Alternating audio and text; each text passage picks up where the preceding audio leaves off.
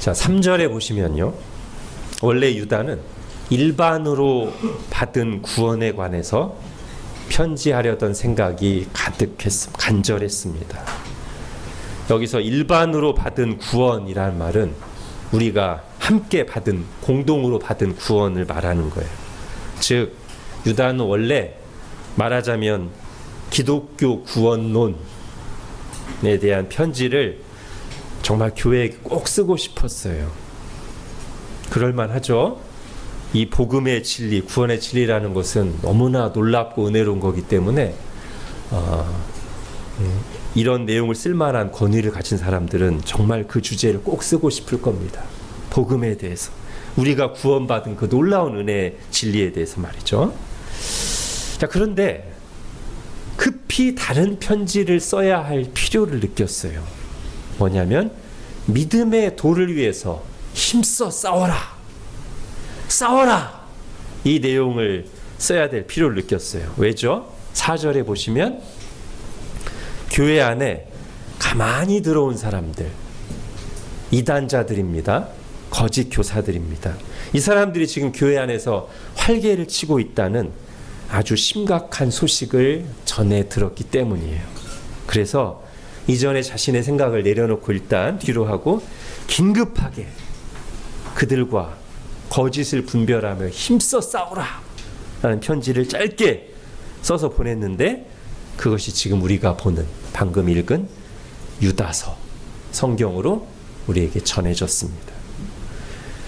모든 성경은 하나님의 감동으로 된 것이라고 했으니 이 유다서는, 유다가 쓴 편지는 하나님께서 계획하셨고 유다의 마음을 감동하셔서 쓰게 하시고 보존하여 우리에게 전달되게 하신 성경인 것이죠.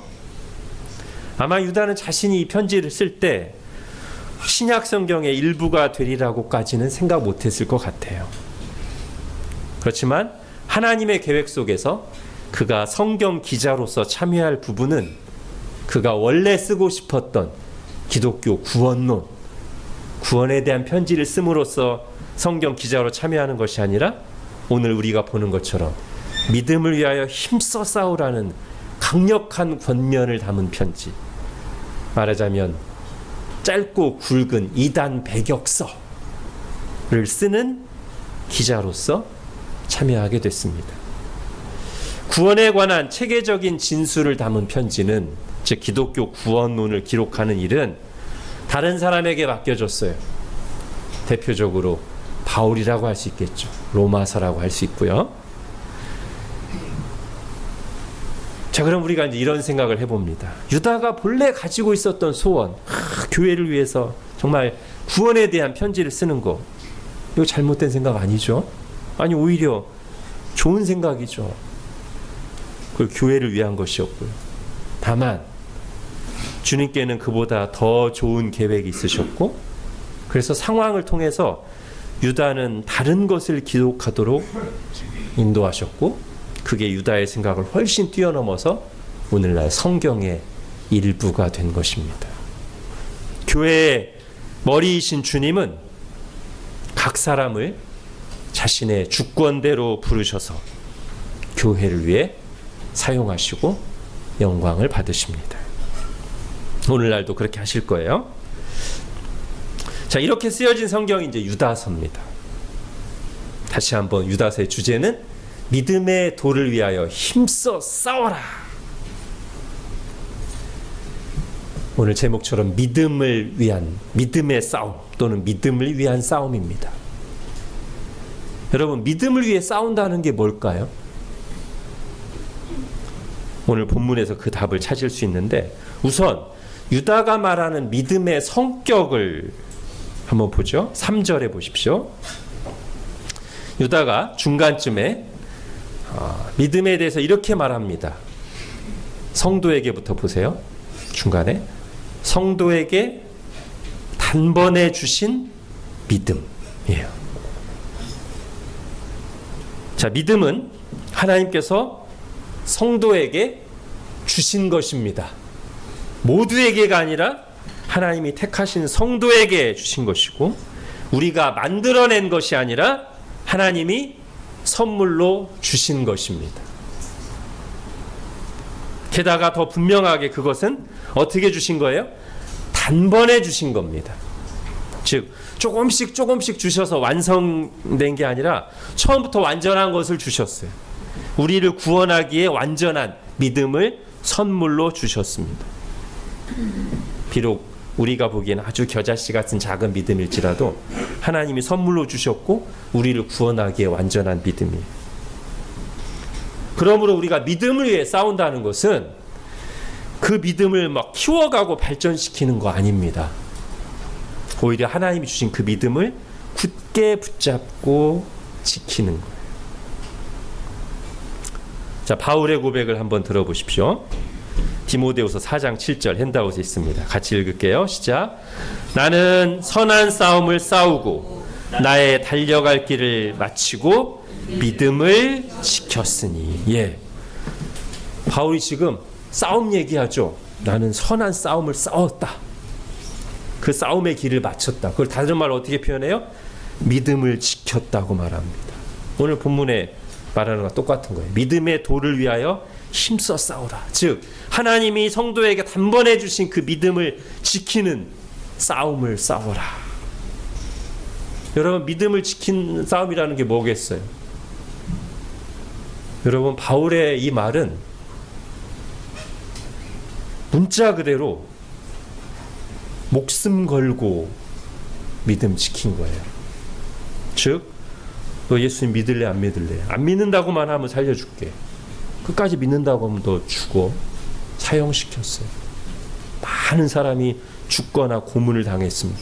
그 가운데도 내가 그 믿음을 배신하지 않고 말 그대로 아니요, 저는 그래도 예수님 믿습니다. 믿을 겁니다. 왜 이게 믿음 지키는 거예요? 오늘날 예수님 믿는다고 사형당하진 않습니다. 그런 나라들도 있어요. 그렇지만 우리도 믿음을 지키는 게 꼭 쉽지만은 않습니다.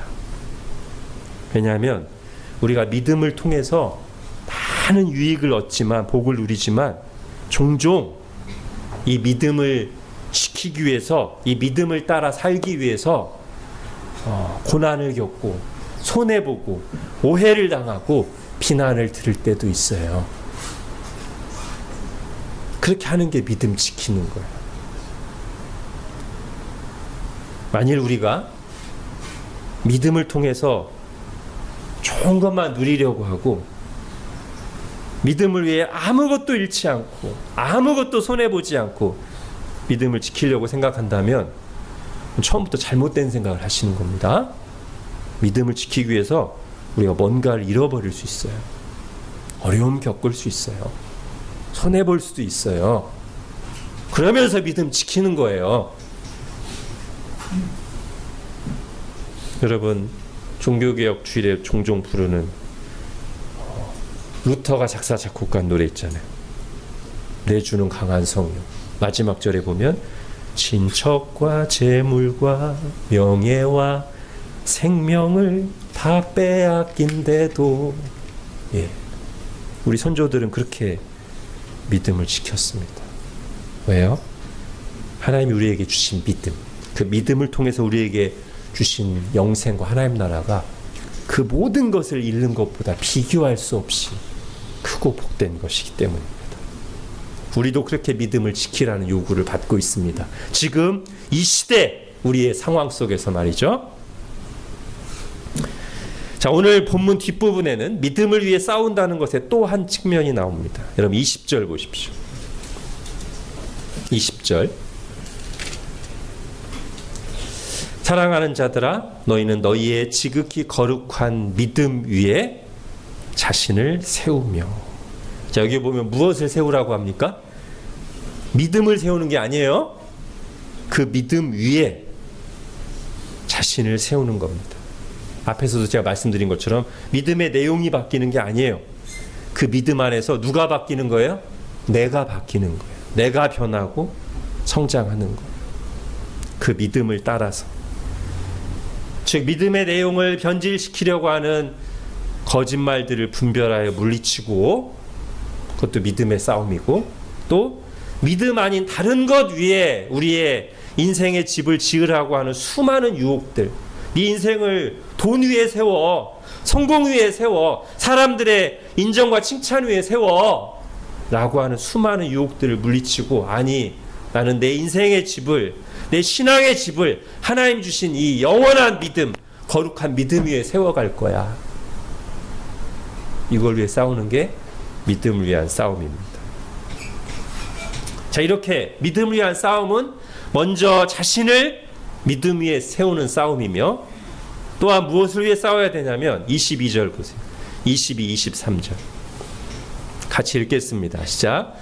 어떤 의심하는 자들을 긍휼히 여기라. 또 어떤 자들을 불에서 끌어내어 구원하라. 또 어떤 자를 그 육체로 더럽힌 옷까지도 미워하되 두려움으로 긍휼히 여기라. 예, 20절에서는 먼저 자신을 믿음 위에 세우라고 한 뒤에 이어서 22, 23절에서는 다른 사람도 이 믿음에서 떠나지 않도록, 이 믿음을 지키도록, 이 믿음 위에 자신을 세워가도록 적극적으로 도와야 된다고 말하고 있습니다. 이것도 믿음을 위한 싸움이에요. 이것이 신자들이 평생 싸워야 될 믿음의 싸움. 나 자신을 믿음을 지키며 믿음 위에 세우는 싸움이자, 함께하라고 보내주신 사람들, 우리 가족과 형제 자매들을, 교우들을 이 믿음에 같이 세워가도록 싸우는 것. 지난주에 말한 거와 연결되죠? 우리 지난주 들은 말씀이 뭐예요? 신앙생활의 핵심을 한마디로 정리한다면, 즉 그리스도인으로 산다는 것은 뭐예요?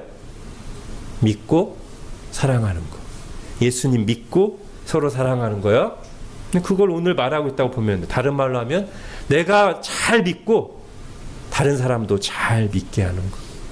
그걸 위해 싸우라고 오늘 본문이 말하고 있습니다. 자, 유다서는요, 구조를 보면 가만히 들어온 자들의 정체를 드러내고 그들이 받을 심판을 경고하는 내용이 중간 부분, 대부분을 차지해요.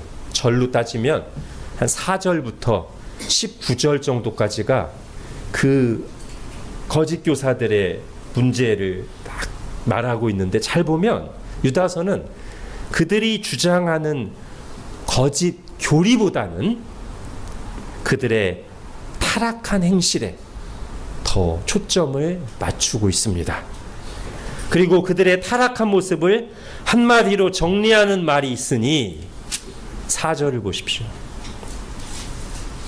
이는 가만히 들어온 몇 사람이 있음이라. 그들은 옛적부터 이 판결, 곧 심판을 받기로 미리 기록된 자들인데, 그들은 한마디로 뭐다? 경건하지 아니하다, 이겁니다. 이게 그들을 한마디로 규정하는 말이에요. 그들은 경건하지 않다. 이후의 내용들은 경건하지 않다는 것이 무엇인지를 여러 가지 비유와 예를 들어서 구체적으로 풀어낸 것이라고 말할 수 있습니다. 유다서는 그리고 이 경건하지 않음을 거듭 강조합니다. 15절도 보십시오. 무려 한 절에서 그 내용을 4번이나 얘기하죠. 이는 무사람을 심판하사 모든 경건하지 않은 자가 경건하지 않게 행한 모든 경건하지 않은 일과 또 경건하지 않은 죄인들이 주를 거슬러 모든 완악한 말로 말미암아 그들을 정죄하려 하십니다. 예, 이게 핵심입니다. 그들은 경건하지 않은 자고 그렇기 때문에 심판을 받는 겁니다. 한 번 더 18절에 그들이 너희에게 말하기를 마지막 때에 자기의 경건하지 않은 정욕대로 행하며 조롱하는 자들이 있습니다. 여러분, 바울도요, 로마서 1장에 보면 이제 죄의 목록, 즉 사람이 왜 죄인이고 심판을 받는지가 이제 쭉 종합적으로 정리돼 나오는 부분이 있거든요. 로마서 1장 18절부터 그게 시작되는데, 딱 그 시작하는 절인 18절에 이렇게 나옵니다. 핸드아웃 보십시오. 하나님의 진노가 불의로 진리를 막는 사람들의 뭐에 대해서? 모든 경건하지 않음과 불의에 대해서 하늘로부터 나타난다. 예, 경건하지 않은 것 때문에 하나님 심판하신다는 거예요. 그럼 여러분, 경건하지 않다는 게 뭐예요? 즉 불경하다라고 하죠. 일단 쉽게 생각할게요. 하나님에 대해서 못된 생각을 하는 거예요. 하나님은 선한 분이고 사랑해 주고, 그게 아니라 하나님은 아주 이기적이고 인색하고 나쁜 악신이고 사탄과 똑같고, 이런 식으로 만약에 생각하고 있다면 그 생각 자체가 매우 불경한 거죠. 그죠? 그리고 그게 뭘로 나와요? 입으로 나와요. 하나님을 모독하는 말이나 하나님에 대해서 함부로 말하는 거, 오 마이 갓 이런 말을 함부로 남발하는 것도 굉장히 불경한 겁니다. 아무 때나 그냥 하나님 이름 가지고 막 저주하고 맹세하고, 이거 다 굉장히 불경한 거예요. 그리고 이제 생각, 말, 그 다음에 행동, 하나님을 함부로 대하는, 또는 하나님과 관계된 것을 함부로 대하는 행동, 성경을 막 함부로 대한다든지, 주님이 하나님의 교회를 함부로 무시하고 대한다든지, 하나님이 세우신 질서를 함부로 무시한다든지, 이런 게 다 경건하지 않은 거예요. 불경한 거예요. 제가 지금 말한 건 좀 적극적인 의미에서 경건하지 않은 거라면, 이것뿐만이 아니에요. 소극적인 의미에서 경건하지 않은 거 뭘까요? 바로 그 하나님에 대해서 우리가 마땅히 경배하고 사랑하고 최우선순위를 둬야 될 하나님에 대해서 무관심하고 하나님이 없는 것처럼 살아가고, 그런 거예요. 이것도 경건하지 않은 거죠, 당연히. 여러분, 저는 이 경건하지 않다는 것을 이해할 때 불효, 부모님께 대해서 불효하는 거랑 연결해서 생각하면 도움이 많이 될 것 같아요. 먼저 적극적으로 불효자식은 어떤 겁니까? 적극적인 불효자식. 아까 제가 말한 거 그대로 생각, 부모님에 대해서 아주 못된 생각하는 거, 부모님을 미워하고 부모님을 나쁘게 여기고, 말로 부모님에 대해서 감히 자식이 부모에게 해서는 안 될 말들, 욕설과 함부로 무시하는 말, 그 다음에 부모 앞에서 부모를 향해서 폐륜적인 행동을 하는, 이게 다 불효죠. 적극적인 불효죠. 근데 이것만 불효가 아니죠. 소극적으로 뭐요? 부모님 없는 것처럼 살아. 부모를 투명인간 취급, 부모 무시하는 거. 예. 이것도 제가 소극적이라는 표현을 쓰긴 했지만 아주 큰 불효죠. 예, 하나님께도 똑같다고요. 자, 이게 이제 기본적으로 불경하다, 경건하지 않다 의미인데, 이제 오늘 유다서에 나온 대로 하면, 유다서는 거짓 교사들의 이 경건하지 않은 모습을 다양한 예와 비유를 가지고 말하는데, 잘 보면 결국 크게 두 가지 방향으로 경건하지 않음이 나오거든요. 하나는 교만이고요, 또 하나는 방탕입니다. 교만은 하나님의 권위, 하나님이 세우신 질서를 무시하고 함부로 비방하고 조롱하고 자기를 자랑하고, 이 교만의 테두리에, 카테고리에 드는 거고요. 두 번째 방탕. 방탕은 쉽죠. 하나님의 말씀과 상관없이 자기 육체의 본능을 따라 욕망을 무제한으로 무절제하게 추구하는 게 방탕이죠. 이 두 가지가 유다서가 지금 반복해서 말하고 있어요. 이게 바로 경건하지 않은 모습이 구체적으로 나타나는 방식, 교만과 방탕. 자, 몇 구절만 볼게요. 8절 보겠습니다. 8절 같이 읽을게요. 시작. 그러한데 꿈꾸는 이 사람들도 그와 같이 육체를 더럽히며 방탕, 그 다음에 권위를 업신여기며 영광을 비방하는도다. 예, 교만. 16절도 볼까요?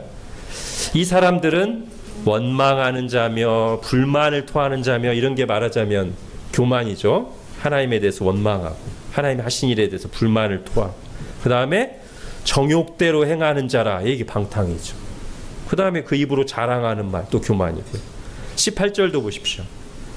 그들이 너희에게 말하기를 마지막 때에 자기의 경건하지 않은 이라고 하고, 뒤에 정욕대로 행하며 방탕, 조롱하는 자들 교만. 10절도 보십시오. 이 사람들은 무엇이든지 그 알지 못하는 것을 비방하는도다. 예, 또 교만. 그 다음에 또 그들은 이성 없는 짐승같이 본능으로 하는 그것을 행하면서 방탕. 예, 이거 외에도 많아요. 거의 이 두 가지 범주로 정리됩니다. 경건하지 않음은 즉 하나님을 함부로 생각하고 하나님을 무시하고 하나님 없는 것처럼 살고 하는 것들은 거의 교만으로, 방탕으로 나와요. 그리고 바로 하나님은 그 교만과 방탕에 대해서, 그 경건하지 않음에 대해서 진노하시며 심판하신다는 것을 유다서가 계속 얘기하고 있습니다. 교회 안에 근데 이런 것들이 들어와서 설치고 있다는 거예요.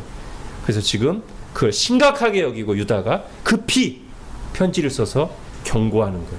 그런 교만과 방탕은 하나님으로부터 온 것이 아니고, 그런 불경함에 대해서 하나님 때가 되면 반드시 심판하신다.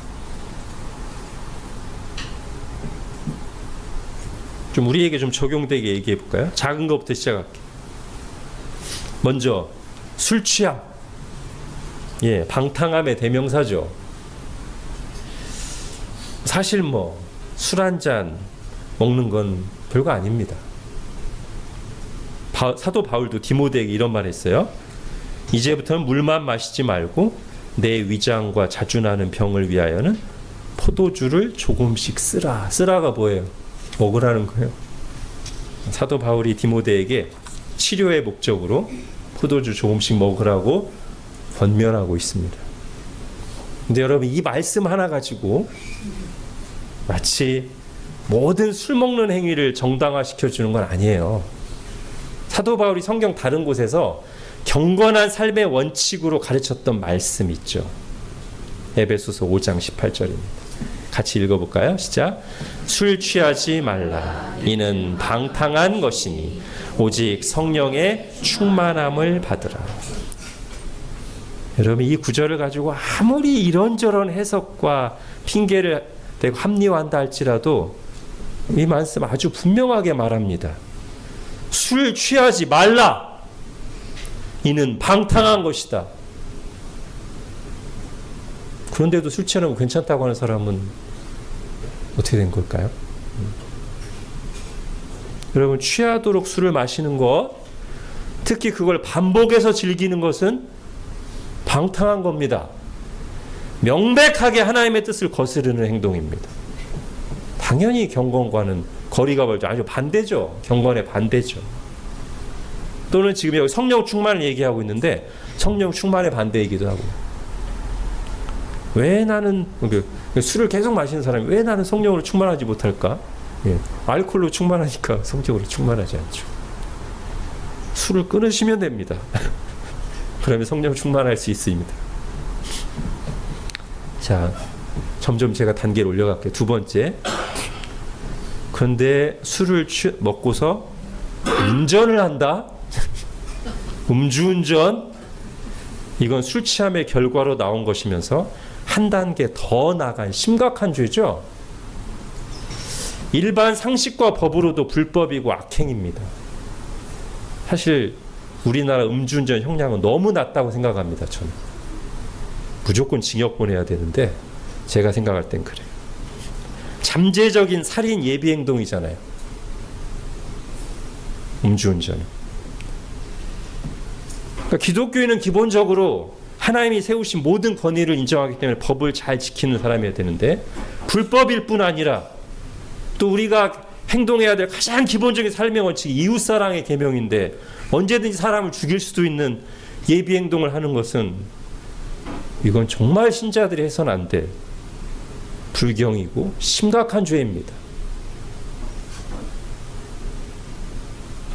세 번째, 그런데 이걸 대수롭지 않게 여기는 거예요. 그러면 이거야말로 그 사람이 경건하지 않다는 것을 아주 선명하게 보여주는 지점입니다. 하나님의 말씀에 명백하게 얘기하고 있고 심각한 죄인데도 불구하고 그걸 대수롭지 않게 여긴다? 그럼 그 사람이 하나님을 두려워하지 않고 하나님의 말씀을 우습게 여긴다는 증거거든요. 세 번째 단계, 그것을 대수롭지 않게 여기는 이 자체가 매우 매우 불경한 것이다.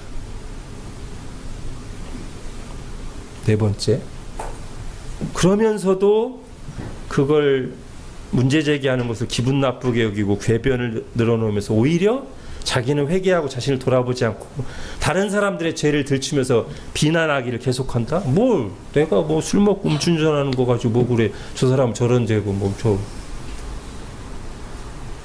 교만이죠. 하나님이 세우신 권위와 질서를 무시하고 자기가 제일 똑똑하고 잘난 것처럼 비판하고 조롱하고 교만한 말들로 자신을 합리화하는 아주 무서운 죄악입니다. 술은 거의 안 드실 것 같으니까 다른 걸로 할까요? 나쁜 영상으로 취하지 말라. 이런 방탕한 것이. 그런 걸로 충만하면 성령 충만할 수가 없습니다. 유튜브로 충만하면 성령 충만할 수가 없습니다. 좋은 영상은 봐야 되고. 더 나쁜 것은 그 나쁜 영상을 옮기거나 제작하는 거죠. 음주운전처럼. 세 번째는 근데 그걸 대수롭지 않게 여긴다? 아주 심각한 불경이. 그러면서도 오히려 큰 소리 친다? 교만이죠. 자, 유다가 이렇게 거짓 교사들의 경건하지 않은 모습을 지적하고 그들에게 닥칠 심판을 엄중하게 경고할 때 어디에 근거를 둬서 그렇게 하고 있는가? 유다서에 보면 분명히 나옵니다. 자, 1장, 한 장밖에 안 되는 짧게 쓰여진 서신입니다만 여기에 구약 성경에 나오는 사건들이 굉장히 많이 인용돼요. 짧게 지나면서 볼까요? 5절 뭐예요? 중간에 보면 주께서 백성을 애굽에서 인도해 내시고 후에 믿지 않은 자들을 멸하셨으며, 이건 출애굽기부터 민수기까지 전체 내용이고요. 7절 소돔과 고모라 얘기 나오죠. 이건 창세기 19장에서 인용한 겁니다. 11절엔 또 많이 나와요. 가인의 길에 행하였으며, 창세기 4장에 나온 동생을 죽인 죄죠. 하나님 심판하셨고요. 그 다음에 발람의 어그러진 길, 민수기 22장에서 25장에 나옵니다. 돈에 대한 탐심 때문에 하나님의 백성들을 유혹하죠. 그 다음에 고라의 패역, 민수기 16장에 나옵니다. 하나님이 세우신 권위, 모세와 아론에게 도전하면서 우리도 뭐 잘났는데 왜 우리는 안 돼? 이렇게 하다가 큰 심판을 당합니다. 자, 그런데 여러분, 여기서 이런 생각이 듭니다.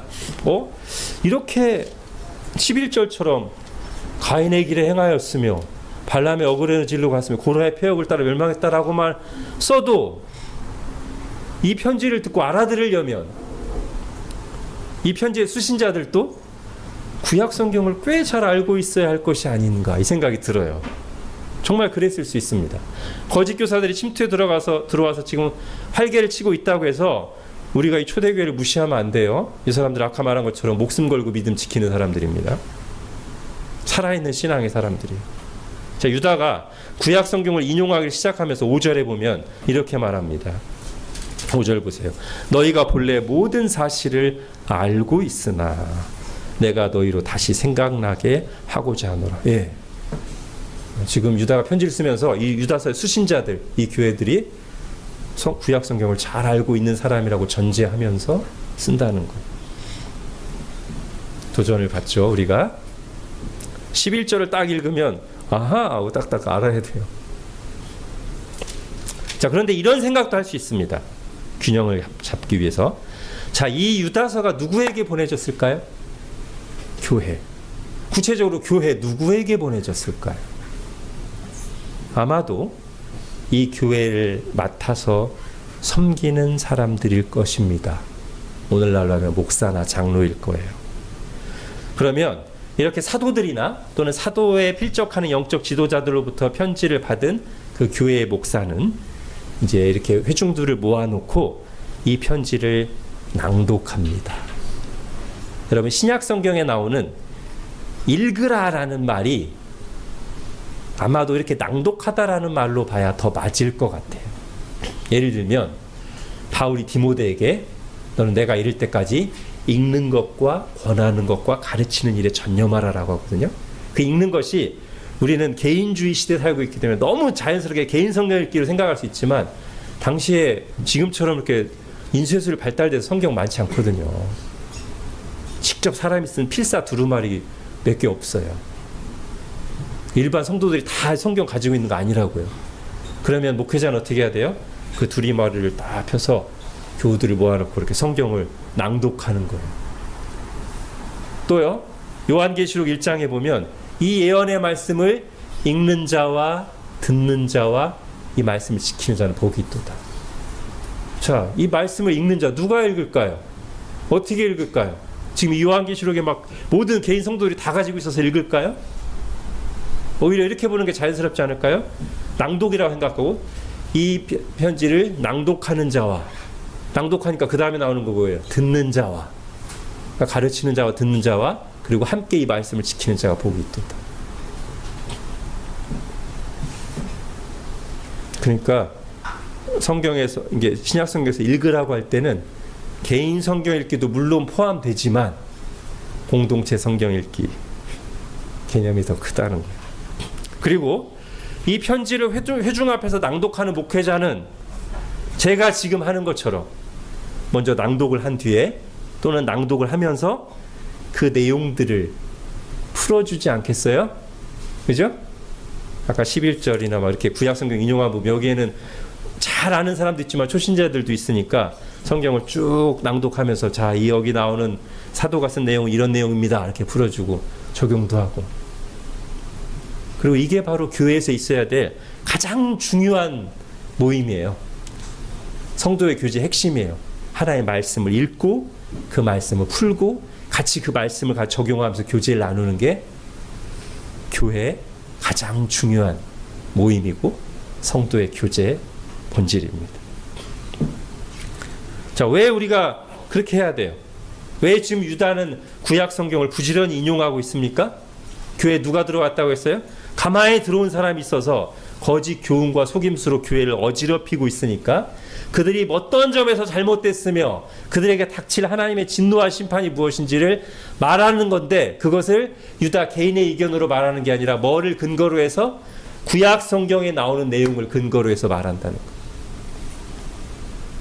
여러분, 우리가 옳고 그름을 분별하려면 반드시 올바른 기준이 필요합니다.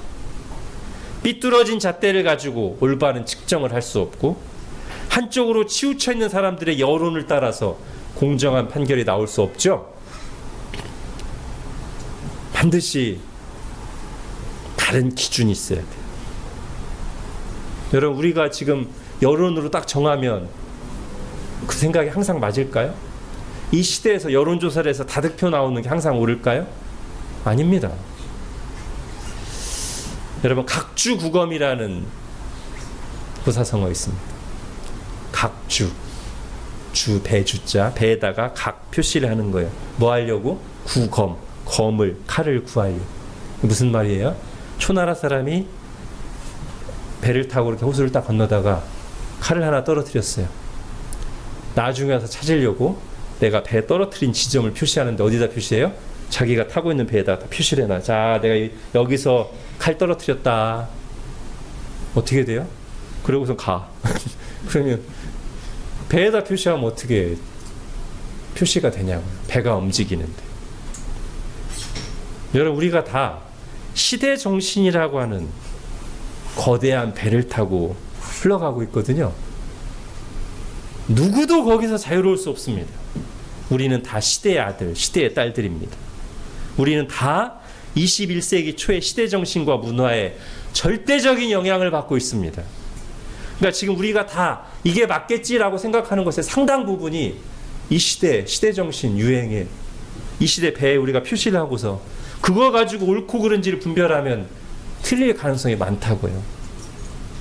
우리 속에서 너무 당연해 보이지만 왜 21세기에 다 그렇게 생각하니까 아닐 수 있다고요. 이것도 결국 움직이는 배라고. 배가 커서 잘 안 보일 뿐이지. 어떻게 해야 돼요?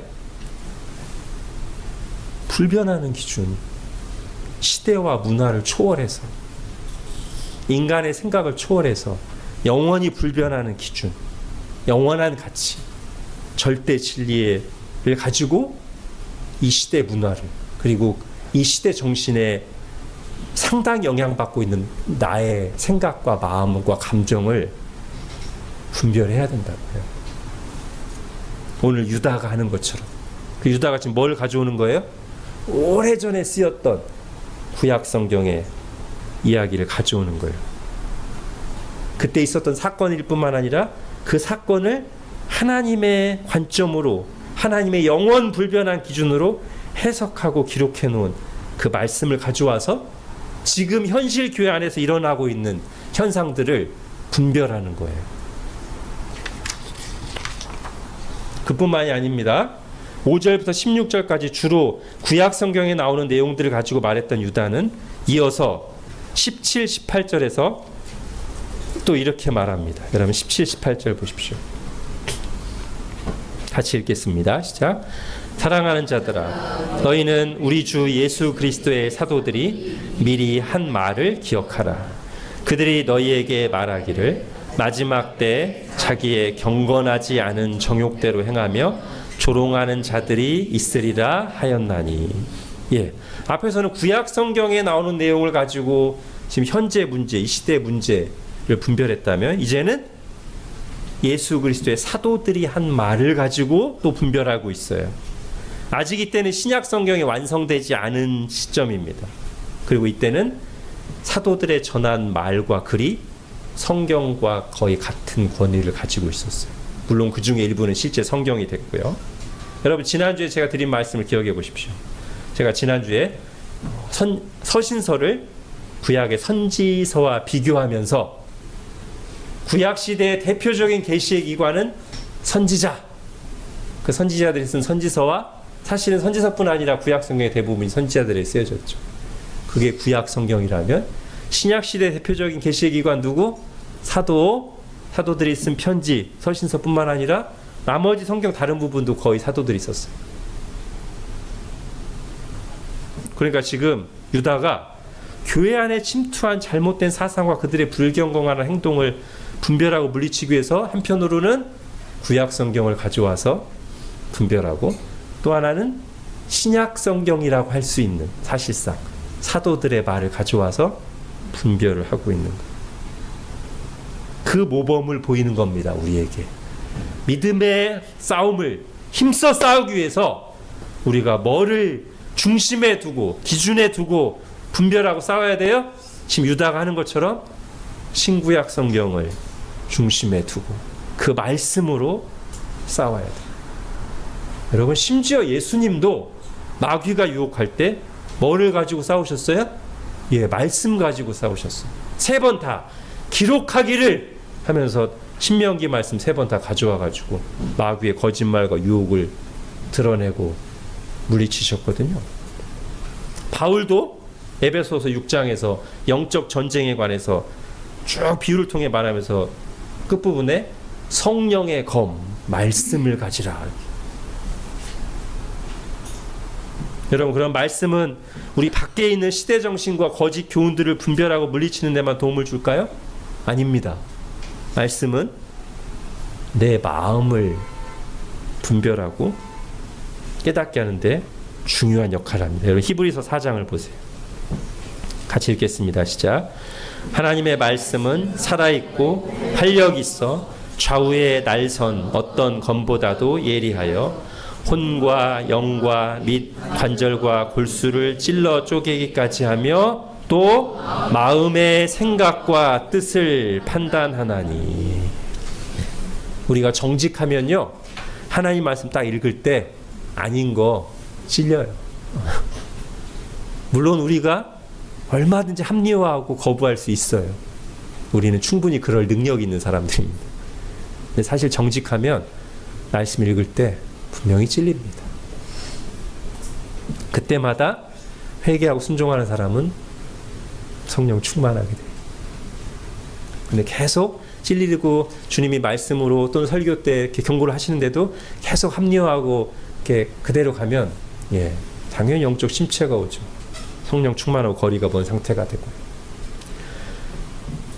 자, 그리고 말씀은 한편으로 이렇게 분별하게 하는 절대 영원한 기준이 될 뿐만 아니라 그렇게만 되면 사실 우리가 살기 어렵고요. 그죠? 그건 율법을 주신 거랑 똑같아요. 만약에 말씀의 역할이 옳고 그른 것만 딱 명확하게 보여주고 나 이렇게 살아야 돼 라고만 하면 우리 다 죽어요. 어떻게 해야 돼요? 이 말씀이 한편으로는 기준 역할을 하지만 또 한편으로는 양식 역할을 합니다. 이 말씀이 내 영혼에 그 진리를 따라 행할 힘도 줘요. 기준만 제시해 줄게 하는 게 아니라.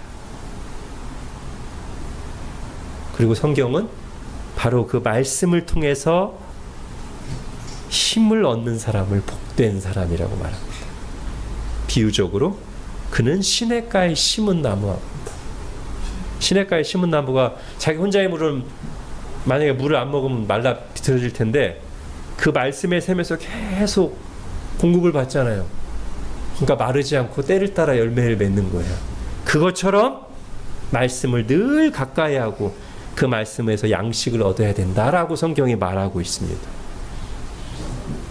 여러분, 만약에 이게 잘 안 된다고 생각하는 사람이 있다면 일단 기도하세요. 하나님, 이 말씀이 제게 정말 양식이 되게 해주십시오. 힘이 되게 해주십시오. 여기서 제 영혼이, 제 내면이 힘을 얻게 해주십시오. 그 다음 시편 19편 읽겠습니다. 시작. 여호와의 율법은 완전하여 영혼을 소성시키며 여호와의 증거는 확실하여 우둔한 자를 지혜롭게 하며 여호와의 교훈은 정직하여 마음을 기쁘게 하고 여호와의 계명은 순결하여 눈을 밝게 하시도다. 아멘. 이 말씀을 붙잡고 기도하시에요. 하나님, 정말 이 말씀대로 제게 은혜를 베푸소서.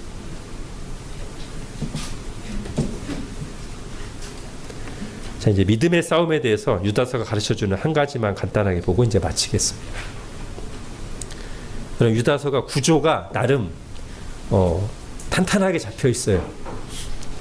중간 부분에, 지금까지 주로 중간 부분을 봤어요. 그러니까 4절부터 19절까지는 우리가 싸워야 될 적의 정체가 나와요. 즉 적들이 하는 짓이 나와요. 그리고 그 중간 부분에 바로 바깥 첫 번째 테두리에는 우리가 할 일이 나와요. 즉 이 적들과 싸워라. 3절에 뭐라고 그래요? 믿음의 도를 위하여 힘써 싸우라. 그리고 20절부터 23절에는 또 그 싸움의 내용을 구체적으로 아까도 앞에 살펴봤죠. 사랑하는 자들아, 너희의 지극히 거룩한 믿음 위에 자신을 세우고, 먼저 그렇게 자신을 세우고 22, 23절에는 또 다른 사람도 구원하는 그 일을 해라. 그렇게 우리가 할 일이 나와요. 첫 번째 바깥 테두리에. 그 다음에 그 바깥 테두리에, 가장 바깥 테두리에, 즉 1절하고 1, 2절하고 24, 25절에는 누가 하는 일이 나옵니까? 하나님이 하시는 일이 나옵니다. 다시 중간 부분에는 우리가 싸워야 될 적들이 하는 짓이 나와요. 그 바깥에는 그들과 우리가 싸워야 된다는, 우리가 해야 될 일이 나와요. 그 마지막 최종 바깥 테두리에는 하나님이 하시는 일이 나옵니다. 한번 볼까요? 1절 같이 읽겠습니다. 시작. 예수 그리스도의 종이요 야고보의 형제인 유다는 부르심을 받은 자 곧 하나님 아버지 안에서 사랑을 얻고 예수 그리스도를 위하여 지키심을 받은 자들에게 편지하노라. 예, 하나님이 우리를 사랑하시고 예수 그리스도를 위해서 우리를 지키시는 일을 하신다는 거죠. 자, 마지막에도 비슷한 내용이 나옵니다. 24절만 읽을게요. 시작. 능히 너희를 보호하사 거침이 없게 하시고 너희로 그 영광 앞에 흠이 없이 기쁨으로 서게 하실이. 예. 하나님이 그 일을 하신다. 우리를 위해서. 우리를 보호하시고 넘어지지 않게, 거침이 없게라는 건 넘어지지 않게요. 그 다음에 하나님 앞에 결국에는 흠이 없이 기쁨으로 서게 하실 것이다. 그러니까 이런 거죠. 중간 과정은 아주 치열하고 힘들 수 있지만 처음부터 승리가 확정돼 있고 마지막에는 최후 승리와 영광이 우리를 기다리고 있다. 마치 이것을 구조로 보여주는 것 같은 느낌? 즉, 오늘 힘써 싸우라는 주님의 이 명령은 이미 승리가 보장된 싸움에 참전하라는 기분 좋은 부르심이요, 영광의 면류관을 와서 받으라는 소망 가득한 초대입니다. 우리 지난주에 살펴본 믿고 사랑하는 것, 이것이 우리의 신앙의 전체 모습을 보여주는, 말하자면 숲의 조감도이자 우리가 걸어가야 될 어떤 큰 길을 보여주는 것이라면, 오늘 믿음을 위해 싸우라 하는 것은 그 숲을, 그 길을 매일 실제로 거닐고 가꾸고 지키라고 말하는 거예요. 그리고 그 싸움은 최후 승리가 보장된 싸움이라고 확인시켜 주는 것입니다. 우리가 생각할 건 이거예요. 아유, 뭐 최후 승리가 어차피 확정돼 있으니까 안 싸워도 될까? 그게 아니라는 거예요. 최후 승리가 확정돼 있는데 싸우는 자들만이 하나님의 은혜와 능력과 승리를 실제로 맛보고 누린다는 거예요. 믿고 사랑하는 것이 신앙의 본질이요 필수이듯이 그 믿음을 위해 싸우는 것도 우리의 신앙의 삶의 필수입니다. 아까 바울이 말한 것처럼 내가 자기의 삶을 어떻게 정리해요? 내가 선한 싸움을 싸우고 달려갈 길을 마치고 믿음을 지켰으니, 우리에게도 똑같은 인생 여정이 주어졌다는 거예요. 선한 싸움을 싸우는 거예요. 신자로서 우리가 믿고 사랑할 때 하나님이 기뻐하시고 도우시고 영광을 받으시는 것처럼, 그 믿음을 위한 싸움을 힘써 싸울 때, 파이팅 할 때 하나님이 기뻐하시고 우리를 도우시고 우리를 통해 영광을 받으십니다. 그리고 그 싸움을 위해서 반드시 뭐를 늘 가까이 해야 돼요? 하나님의 말씀을. 왜? 영원 불변하는 진리, 기준을 다 붙잡고 그것으로 분별하기 위해, 그리고 그 양식으로부터, 그 영적 양식으로부터 힘을 얻기 위해.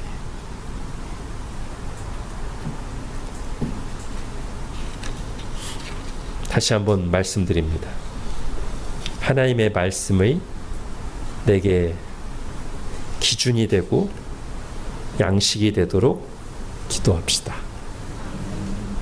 믿음의 선한 싸움을 싸워야 될 우리들에게 이것은 너무나 중요한 기도 제목입니다.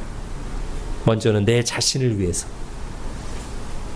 그리고 우리의 자녀들과 교회 안에 함께 이 싸움을 싸우는 지체들을 위해서 말씀을 주시도록, 그 말씀으로 진리를 깨닫고 그 말씀을 기준으로 삼고 그 말씀에서 정말 힘을 얻도록 기도하는 거예요. 여러분, 지금 복음반을 하고 있는 분들이 뭐 이런 얘기를 하셔요. 제가 막 권하지 않아도. 어떤 분은 자기가 지금 벌써 막 성경 올해 들어서 3독째 읽고 있는데 말씀 너무 사모하셔서 항상 말씀 읽을 때마다 이렇게 기도하는데, 하나님 제 마음을 열어주셔서 비춰줘서 말씀을 깨닫게 해주십시오라고 기도한대요. 얼마나 도전이 되는지요. 또 어떤 분은 올 한해 하나님 자기에게 너무 큰 은혜를 주시는 것 같다면서 감사하면서 이제 자기 자녀들을 위해서 은혜 주시기를 기도한대요. 얼마나 귀합니까? 근데 이게 초신자가 하는 일이 아니고 은혜 받은 모든 신자가 해야 될 일이에요. 모든 하나님의 백성들이 평생 힘써야 될 일입니다. 하나님이 참으로 기뻐하시는 기도 제목이자 응답 확률이 가장 높은 기도 제목 중 하나입니다. 우리가 그렇게 기도하고 그렇게 싸울 수 있기를 바랍니다. 기도하겠습니다. 하나님, 오늘 유다서를 통해서 다시 한번 우리의 핵심적인 평생의 부르심 중에 하나가 믿음을 위한 싸움을 힘써 싸우는 것, 영적 싸움인 것을 다시 한번 듣습니다. 예수 그리스도를 통해서 승리가 보장된 싸움에 저희를 영광의 군사로 불러주심을 감사하면서 가만히 있지 않고 끌려가지 않고 휩쓸리지 않고 매일매일 말씀을 무기 삼아 기준 삼아 또 말씀을 양식 삼아 거기서 힘을 얻으면서 주님 뜻대로 살아가게 하시고 그 과정에서 생생하게 하나님의 은혜와 위로하심과 힘주심과 도와주심을 경험하고 누리는 저희들 되게 하여 주옵소서. 평생 동안 이 말씀을 내게 깨닫게 하시고 이 말씀이 내게 힘이 되게 해주십시오. 나 자신과 다른 사람을 위해서 그렇게 기도하는 저희 모두가 되게 하여 주옵소서. 예수님의 이름으로 기도합니다. 아멘.